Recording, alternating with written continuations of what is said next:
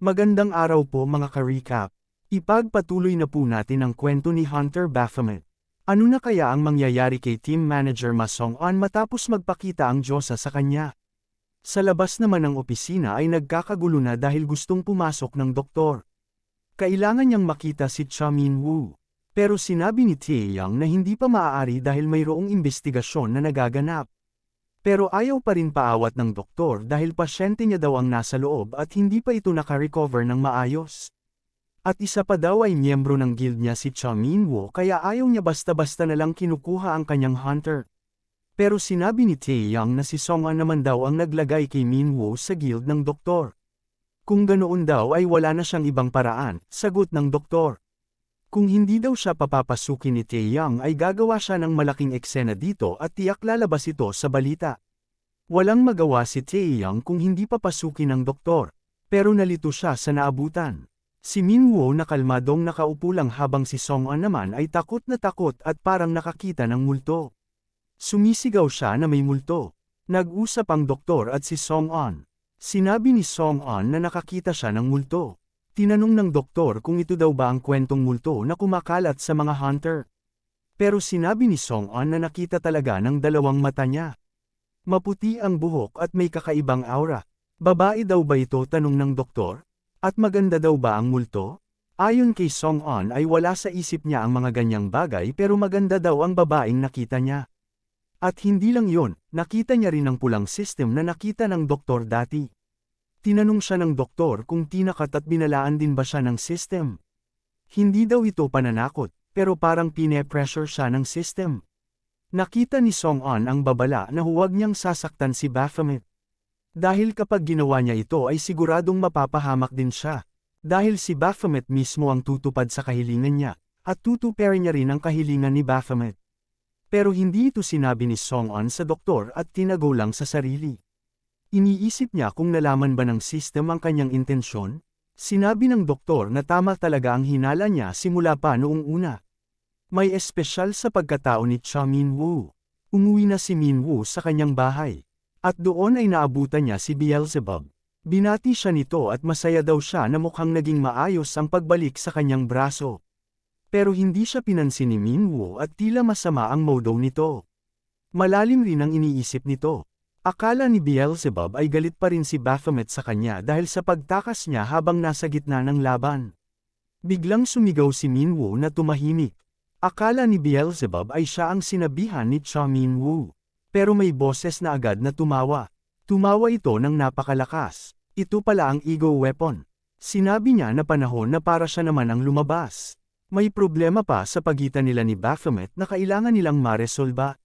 Binigyan niya daw ng permiso si Baphomet na gamitin ang kanyang kapangyarihan pero temporaryo lang ito. Kailangan munang pumasa ni Baphomet sa pagsubok na ibibigay niya. Kailangan ipakita ni Baphomet ang kanyang tunay na lakas bago niya kilalanin itong bagong may-ari. Pero biglang kinuha ni Min-woo ang espada na ikinagulat ng ego weapon. Pinaikot-ikot niya ang espada at nahilo ito. Habang si Beelzebub ay nanunood lang. Pinasikatan niya din ang espada sa araw at nakaramdam ito ng matinding init. Nilagay niya rin ito sa timba na puno ng yelo at nakaramdam ito ng sobrang lamig. Sinubukan din ni Min-woo na gasgasan ang espada kaya nakaramdam ito ng sobrang sakit. Nagmakaawa ang espada na itigil na niya ito, panalo na daw si Baphomet. Sinabi ni Min-woo sa espada na tawagin siyang boss. Sa isip naman ni Beelzebub ay sana nag-isip muna ang espada bago niya i-provoke si Baphomet. Tinanong ni Beelzebub kung paano daw nakakaramdam ng sakit ang isang ego weapon. Ayon sa espada ay nakakaramdam siya ng sakit kapag sinadya ng gumagamit na saktan sila. Ang ego weapon na katulad niya ay nakadepende sa user nito. Mula sa kakayahan ng user, ang disposisyon ng user, ang estilo ng pakikipaglaban, at higit sa lahat, ang kapangyarihan ng user. Sinabi ni Beelzebub na si Hunter Raven daw ba ang kanyang amo bago si Baphomet. Ayon sa espada, si Raven ay magaling bilang isang hunter pero hindi siya nag-enjoy kasama ito. Sa kabila ng kanyang abilidad ay hindi siya nagamit ni Raven sa buong potensyal niya. Ang tanging ang anyo niyang furry dagger ang ginagamit ni Raven. Habang si Baphomet naman ay gumagamit ng iba't ibang mga sandata. Biglang tinanong ni Min-woo ang espada. Sa kanilang dalawa daw ni Raven, kay sinong abilidad daw ang mas nababagay sa kanya. Sinabi ng espada na masyado itong halata. Kung mas makapangyarihan ang abilidad ng isang user, ay mas makukuntento siya. Dapat alam na daw ito ni Baphomet dahil natalo siya kay Raven. Nabahala si Beelzebub sa pinagsasabi ng espada. Baka magalit daw si Baphomet kapag sinabi niyang mas malakas si Raven. Ayon sa espada, kung si Raven daw ang nasa sitwasyon ni Baphomet laban sa Butterfly Sect, ay siguradong nahati na niya ang mga ahas sa dalawa. At ang sect leader ay siguradong naabo na sa lumalagablab na apoy. Nagkaroon ng katahimikan sa kanilang tatlo pero natatakot si Beelzebub na baka umalboroto si Baphomet. Hindi niya inaasahan ang naging reaksyon ni Baphomet. Napahinga ng malalim si Minwoo at sinabi na totoong ang mga sinabi nila. Masyado pa siyang mahina. Kung totoong malakas siya ay dapat natalo o nahuli niya ang sect leader. Sa isip ni Beelzebub ay nakakapanibago ang reaksyon ni Baphomet. Para kay Baphomet ay nakakahiya ang nangyari. Kailangan niyang mailigpit ang bastos at weirdong lalaking yon para makabawi sa kahihiyan na yon. Kaya simula sa araw na yon ay kailangan niyang maging malakas. Mas malakas. Sa pagkakataong yon, unti-unting lumalakas at tumataas ang stats ni Baphomet. Sa sentro naman ng syudad sa loob ng isang mataas na gusali, ay makikita na may mga katawan na kinukuhanan ng dugo. Hindi lang isa o dalawang katawan kung hindi maraming katawan. May isang babae na naliligo sa mga dugong ito. Habang nagpapahinga ay biglang may naramdaman siyang presensya. Bigla siyang tumayo at kinuha ang kanyang baril. Hindi siya ng dalawang isip at pinaputok ito. Pero biglang naging paro-paro ang taong binaril niya. Ito pala ay ang sect leader. Binati niya ang babae at tinawag na Peacemaker. Tinawag naman ng babae ang sect leader sa pangalang Loki. Ano daw ang ginagawa ni Loki sa kanyang lugar? Sinabi ni Loki na may espesyal na request siya.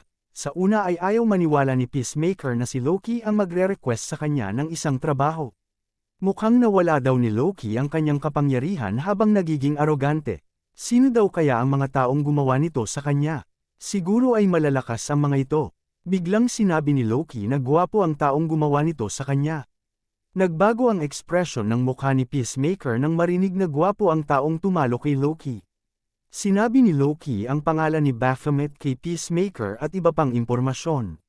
Kailangan niya daw ng tulong ni Peacemaker dahil sa kasalukuyan ay hindi niya magagamit ang kanyang kapangyarihan. Hinanap naman ni Peacemaker ang pangalang Baphomet sa kanyang system. Sinabi din ni Loki na sa tingin niya ay kayang talunin ni Peacemaker si Baphomet. Nakita na nga ni Peacemaker ang mukha ni Baphomet at sinabi niya na gusto niya ang mga kulay kayumanggi na mga lalaki. Ano daw kaya ang lasa ng dugo niya? Sino na naman kaya ang Peacemaker na ito? Isa ba siya sa mga apostle? Sa mundo naman ng social media, sa isang group chat, ay hinahangaan nila ang isang larawan ni Valkyrie. Maraming tagahanga si Valkyrie. Biglang may nagtanong kung totoong hindi si Valkyrie ang nakaklear ng tower. Marami ang haka-haka at may mga nagsasabi na baka si Echidna, ang CEO ng Art Guild, pero may isang hunter na nagpadala ng mensahe at sinabi na hindi si Echidna ang nakaklear ng tower. Kung hindi si Hunter Baphomet. May nagsasabi na hindi pa daw nila narinig ang hunter na ito at may nagsasabi din na kapangalan niya ang boss ng Tower of Abyss. Sinabi ng hunter na dahil siya ngayon ang boss ng tower, marami ang hindi naniwala at kinutya pa siya. Nagalit siya dahil walang may naniniwala sa totoong nakita niya. Doon sa Tower of Mazes, nakita niya ang tunay na anyo ni Baphomet. Alam niya ito dahil siya mismo ay nakapunta na sa Tower of Abyss. Sino kaya ang hunter na ito at paano siya nakalabas ng buhay sa Tower of Abyss? Isang umaga ay makikitang masaya si Beelzebub. Ibinili kasi siya ni Minwoo ng bagong smartphone. Maari na daw siyang magbasa ng mga nobela sa internet. Sinabi ni Baphomet na binilhan niya ang bata ng telepono dahil palaging nalolobat ang kanyang telepono sa kakagamit at kakalaro. At isa pa, tinulungan din naman daw siya ni Beelzebub sa misyon niya laban sa manyak na apostle. Sinagot naman siya ni Beelzebub na malaki naman ang kinikita ni Cha Minwoo sa pagiging hunter. At isa pa, puro pag-iipon lang ang ginagawa ni Minwoo. Sana daw ay bumili din sila ng aircon dahil sa sobrang init. Habang nag-uusap ay biglang nakatanggap ng mensahe si Minwoo mula sa headquarters. Pinadalhan siya ng guide papuntang auction hall dahil pina-auction niya ang Mana Stone ni Rizal. Mukhang tapos na daw ang auction at pwede nang kunin ang pera niya. Magkano daw kaya ang kinita niya? Nang tiningnan ni Beelzebub at Cha Minwoo ang nakuhang halaga ay nanlaki ang mga mata nila. Tumataginting na 800 million won. Hindi makapaniwala ang dalawa, mukhang umuunlad na ang buhay ni Baphomet, saad ni Beelzebub. Ilang rice bowl soup daw kaya ang mabibili nila sa halagang ito, tanong ni Minwoo. Sinabi ni Beelzebub na bakit yan daw ang mga iniisip ni Minwoo. Subukan daw kaya nilang bumili ng isang maliit na apartment sa gusali na yon. Pero sinabi ni Minwoo na masyadong mahal ang mga pabahay sa gitna ng Seoul, wala silang paraan para bumili nito. Mali daw pala siya, merong paraan, at ito ay ang ibenta nila ang mana stone ni Beelzebub na nasa loob ng katawan niya. Natakot si Beelzebub sa pinagsasabi ni Minwoo. Itigil na daw nila ang pagtatalo. Kukunin nila muna ang pera sa auction at saka naisipin kung paano gagastusin ito. Habang naglalakad si Minwoo at Beelzebub papunta sa hotel kung nasaan ang auction ay nakasalubong ni Minwoo si Hunter Reaper. Hinihintay niya daw si Hunter Baphomet. Ano kaya ang intensyon ni Hunter Reaper at bakit niya hinihintay si Hunter Baphomet? Alamin natin yan mga ka-recap sa susunod na mga kabanata. Maraming salamat po sa panunood at sana ay nagustuhan po ninyo. Please like our videos po and also subscribe to our channel sa mga hindi pa po nakakapag-subscribe. Maraming salamat po and see you soon. Bye!